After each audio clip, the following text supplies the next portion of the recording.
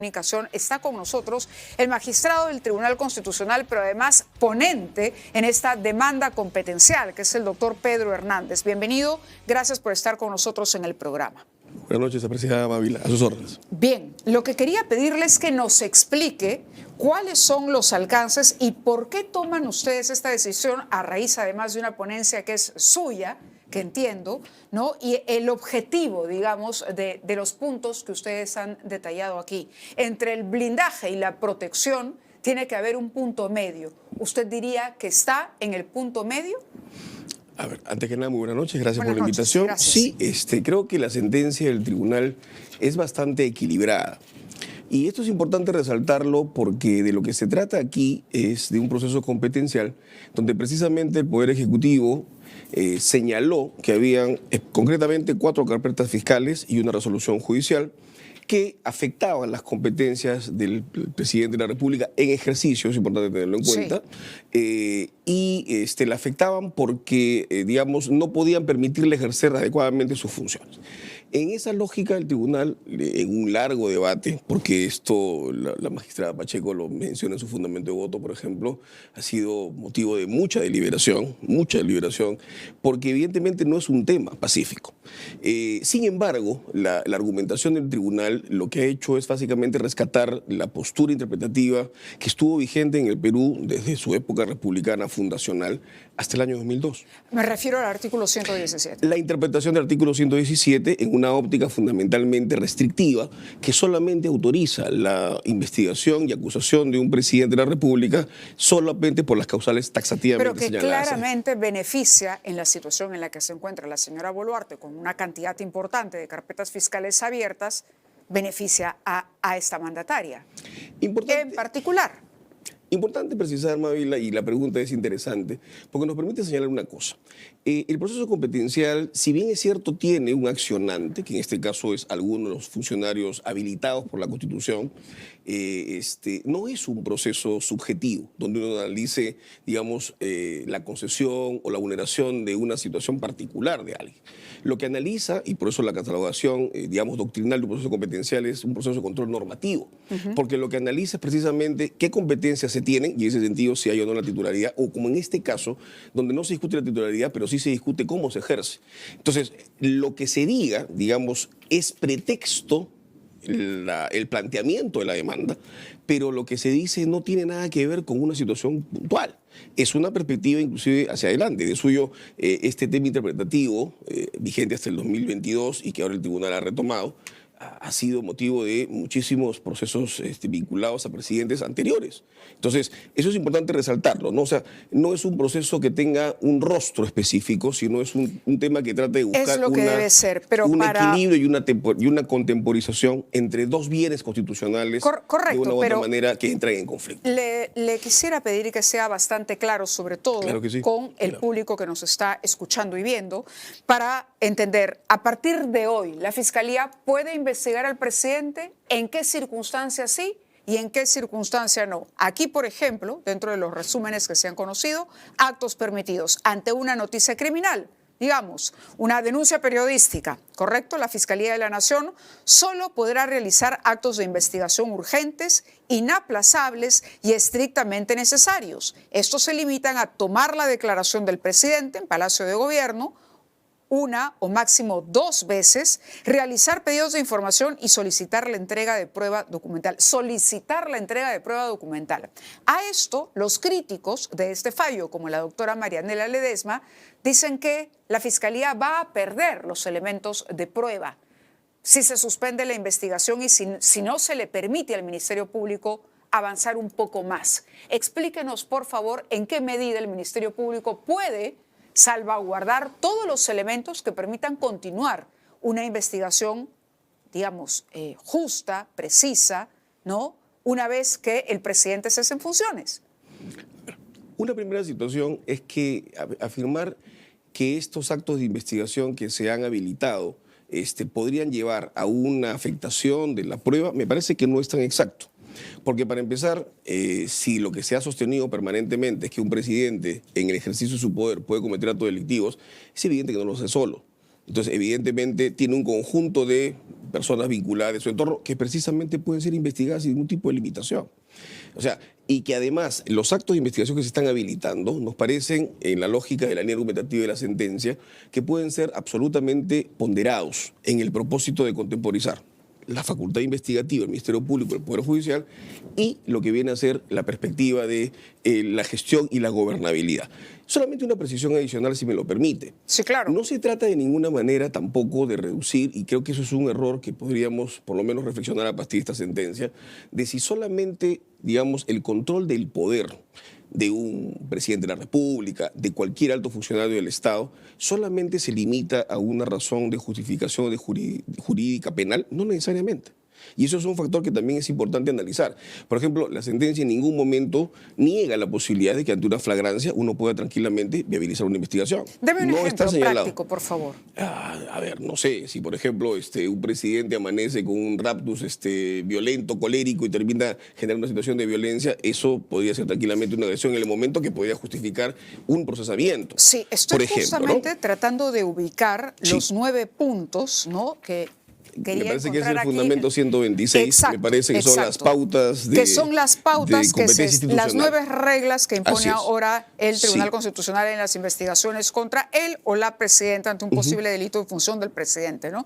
La Fiscalía puede tomar declaración, instar el reconocimiento de documentos, personas, voces y objetos, pedir información y requerir documentos. Finalizada la investigación, si se imputan materias distintas a las del artículo 117, se suspende el procedimiento respecto del presidente hasta el fin del mandato. Ello no impide que el Congreso vaque al presidente por incapacidad moral, pero esa es una decisión política, ¿no? Que por cierto, en los últimos tiempos siempre ha sido un poco la antesala de las investigaciones posteriores, no hay que olvidarlo tampoco. No, a ver, pero veamos caso por caso, porque claro bajo estas nuevas condiciones, por ejemplo, ya no procedería el allanamiento que se hizo en la vivienda de la presidenta, y donde se encontró, o en las oficinas de la presidenta, no recuerdo si era el domicilio, pero el allanamiento que hubo en su casa, en efecto, cuando se encontró el documento o recibo, las garantías de los relojes Rolex, por ejemplo, ya no se podría. No se podría hacer. Ya no se podría hacer. No se podría hacer, salvo que fuera o alguna materia vinculada a un delito del 117 y previamente autorizado con el levantamiento del antejuicio. Claro, pero en ese caso, cuando la Fiscalía, porque esto nació a raíz de un destape periodístico, ¿correcto? Que decía la presidenta está luciendo unos Rolex. ¿Qué pasó? ¿Cómo se compró? Las explicaciones que dio inicialmente la presidenta Dina Boluarte, a ver, ella misma tuvo que desdecirse y disculparse y aceptar que había sido un obsequio. Pero esto es porque las investigaciones continuaron, ¿no? Se requirió información, pero ¿cómo quedaría el caso Rolex ahora? Usted lo mencionaba, se requirió información, se pudieron llamar testigos, se pudo pedir una documentación para sustentar o no algo, se pudo pedir un reconocimiento de objeto, de cosas, de personas, se puede investigar a las personas que están vinculadas a esa investigación general. O sea, no sé si me dejo entender, o sea, no es un tema que automáticamente signifique un velo de protección excesiva al presidente. Hay mecanismos, porque esos mecanismos de una u otra manera nos parecen que en un planteamiento de un caso bien estructurado son perfectamente viables de obtener un resultado. Ahora, pero ¿qué pasa con la restricción a las tomas de declaración de la presidenta? Porque aquí, por ejemplo, se ajusta a 1 o 2 veces. Una pregunta, apreciada Mávila, una persona que hace bien su trabajo basta con una entrevista bien hecha. ¿Por qué tiene que requerir 5, 6 o 7? ¿Por qué? Es una inquietud, ¿no? Porque no olvidemos que en general cualquier ciudadano tiene una presunción de inocencia también. Yo le respondo, correcto. Pero ¿qué pasa si en el desarrollo de esas investigaciones y en la citación de los otros y en la, digamos, aparición de nuevos elementos, se necesitan nuevas aclaraciones de la presidenta de la República? A eso voy. Se estaría restringiendo que esos interrogatorios son a lo más 2 veces en Palacio de Gobierno. Usted lo ha dicho bastante bien. Una puede ser una indagación previamente y una final que puede cerrar una investigación. O sea, lo que quiero dar a entender es que no es posible que midamos numéricamente las actuaciones, porque al final lo que se trata aquí es tener eficiencia. O sea, un entrevistador que es evidentemente acucioso, basta con una buena entrevista. Un fiscal que plantea bien su caso, perfectamente lo puede hacer en un momento oportuno, de 1 o 2 entrevistas. Es más, podríamos decir 3 o 4. El problema es, y ahí viene lo otro que hay que garantizar, un presidente de la República, con la investidura que tiene, es posible que pueda estar en una situación de permanente exposición. Esa es un poco la discusión en la que nos hemos centrado. No hemos analizado el caso de manera puntual, porque no se trata aquí de un proceso de amparo, por ejemplo, que podría haber sido esta situación un poquito más casuística, ¿no? Entonces, eso creo que es importante no perderlo de vista. El alcance de un proceso competencial es un proceso que, si bien es cierto parte de un acto concreto, lo cierto es que su análisis es mucho más abstracto. Y por eso es que esta sentencia termina con una línea interpretativa que deriva en pautas de competencia, para que a futuro las investigaciones que pueden darse, porque uno no sabe cómo se enfrenta a un caso de un presidente, si es un tema del 117 o no lo es, eso lo tendrá que saber, pero para eso están las indagaciones que se han habilitado, porque lo otro sería probablemente pues, olvidar que también todas estas instituciones, las investigaciones, conviven en la propia Constitución con otros bienes constitucionalmente protegibles. La investidura presidencial, el antejuicio político, el aforamiento, que de una u otra manera también es importante garantizar, porque no se trata de ver al presidente de la República o cualquier otro funcionario en el aire, hay que verlo en un régimen político que tiene que funcionar también con determinados tipos de parámetros. En la práctica, que el antejuicio constitucional contra un expresidente procede por delitos de función hasta 5 años después del cese en el cargo. Eso es lo que dice la Constitución. La Constitución dice eso, ahí no hemos dicho absolutamente nada adicional. Lo único que se ha precisado es que no solamente es para un presidente en ejercicio, sino este presidente en ejercicio también puede terminar siendo acusado 5 años después, que es lo que dice la Constitución de manera expresa en el artículo 99. Las personas del entorno presidencial vinculadas al supuesto delito pueden ser investigadas. Esto quiere decir que se puede interrogar, por ejemplo, en el caso de los Rolex, al señor Oscorima. ¿Se hubiera podido interrogar al señor Oscorima? Perfectamente posible. Como cualquier persona que no tenga la investidura presidencial vinculada a una necesidad de un hecho que tenga que esclarecerse. Hay un hecho interesante de nuestra historia reciente, a partir justamente de la aplicación y de lo que ha sucedido con presidentes, no el caso de Dina Boluarte, sino veamos el caso del señor Pedro Castillo.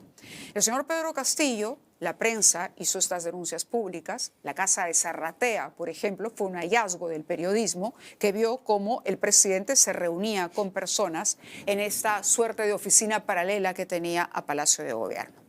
La doctora Zoraida Ábalos, en ese momento fiscal de la Nación, aplicó, tal y como usted está indicando ahora, el artículo 117. Sin embargo, en junio del 2023 fue inhabilitada por el Congreso, ¿no? Y se dijo que ella estaba protegiendo al presidente Castillo, acusado por las evidencias que aparecían en los medios de comunicación, por corrupción. ¿Cómo entender? ¿El Congreso se equivocó al inhabilitar a Zoraida Ábalos entonces? Tomando en cuenta la línea interpretativa que el tribunal ha reafirmado el día de hoy, la respuesta usted la ha dado. ¿Me la puede decir usted? Sí. ¿El Congreso se habría equivocado en una lógica fundamentalmente de haber forzado una interpretación que en ese momento no era discutible, porque no hay que olvidar una cosa. Y entonces sí, la señora Benavides también se equivoca cuando inicia la investigación contra Pedro Castillo y ella sí da un paso adelante. Claro que por cuestiones de tiempo el señor, intentó un golpe de Estado y las cosas tuvieron otro desenlace. Pero la fiscal Benavides, Patricia Benavides, cruzó la línea, porque veía que había elementos para cruzar esa línea y no permitir que un presidente acusado por corrupción se mantuviera en el poder, además con todas las ventajas que ofrece el poder, precisamente para deshacerse de pruebas que podrían implicarlo. Entonces, ¿erró Patricia Benavides bajo la misma lógica? Según la línea interpretativa del tribunal que ha ratificado el día de hoy, podría decirse eso también. Se equivocó el Congreso con Zoraida Ábalos y se equivocó Patricia Benavides con Castillo. De suyo, la señora Zoraida Ábalos, entiendo que con una medida cautelar, un juez constitucional la reincorpora precisamente por esa razón, por lo que ella lo que hizo fue no aplicar un criterio interpretativo que mucha gente quería que aplique, pero ella lo que hizo fue mantener la línea argumentativa que estuvo vigente en el Perú desde el año 1823 hasta el año 2022. Y esta nueva interpretación que ha intentado, establecer la Fiscalía y que a partir de la cual realizó sus investigaciones, es del año 2022 hasta aquí. O sea, son 2 años. frente a una historia republicana que mantiene una línea diferente. ¿Eso significa que tenemos que mantener como escrito sobre piedra los criterios interpretativos? No necesariamente. Lo que el tribunal ha hecho es precisar justamente que esa interpretación es la que vamos a considerar a partir del día de hoy como adecuada con el marco constitucional que se ha, digamos, argumentado en la sentencia. Pero mire cómo se lee diferente la historia reciente de nuestro país a raíz de este fallo, ¿no? Por eso era tan importante hacer el esclarecimiento de esos asuntos. Y usted ha sido contundente cuando me dice que el Congreso, pues, cometió un abuso contra Zoraida Ábalos y que, por el contrario, la señora Benavides se excedió en sus facultades cuando investigó a Pedro Castillo, ¿no? Con todo lo que sabemos a estas alturas del señor Pedro Castillo. Específicamente no son mis palabras, pero sí, se equivocaron. Bueno, estoy traduciendo yo de la manera más, no sé, criolla, si cabe. Me explico, porque mirando hacia el pasado, entonces hubiéramos tenido un señor Castillo que no hubiera podido ser investigado. Recuerde que se presentan mociones de vacancia y en el Congreso no se alcanza el número. Entonces, realmente era la investigación fiscal la que iba a complicar la situación de Castillo, que claramente estaba en curso en delitos de corrupción. Solamente una precisión, si me permite. Sí. Recuérdese también que el señor Castillo, cuando estaba en el ejercicio de la presidencia, fue sujeto de una acusación en la Comisión de Acusaciones Constitucionales por estas declaraciones que tuvo respecto de un mar, una salida al mar de Bolivia. ¿Se acuerdan que usted le abrió un proceso?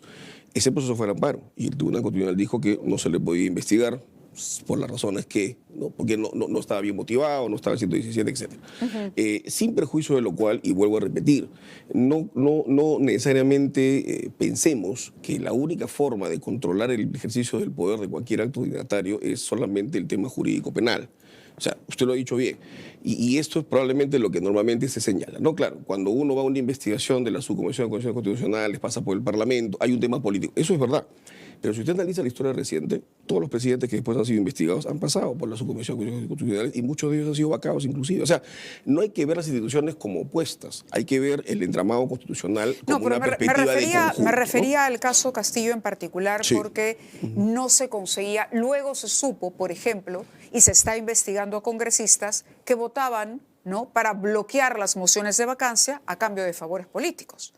Se supo eso también. Por lo tanto, las mociones de vacancia no prosperaban porque el gobierno, el presidente, tiene cómo convencer a congresistas, y le digo convencer entre comillas, para que finalmente no apoyen, ¿no? Le financia un proyecto por aquí, le hace un favor por allá, entonces finalmente se bloquea políticamente la vacancia y tenemos a un presidente en ejercicio de funciones claramente incurso, inmerso en actos de corrupción. La doctora Marianela Ledesma ha advertido que es una medida, ha dicho ella claramente, blinda a la mandataria porque impide la adecuada recabación de evidencias. Es una burla a la eficiencia de la investigación penal porque el tiempo borra las huellas.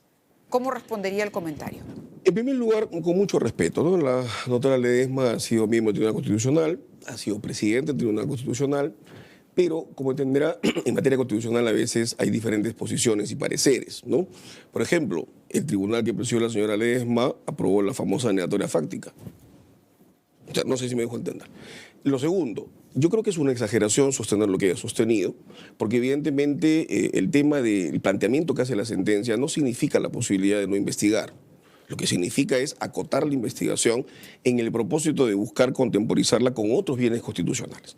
Que eso restringe la labor, sí la restringe. El problema es que, lamentablemente, y esto es importante no perderlo de vista, el Tribunal Constitucional analiza los casos que conoce y evalúa la hechura de sus sentencias en base a ¿qué? Al texto de la Constitución.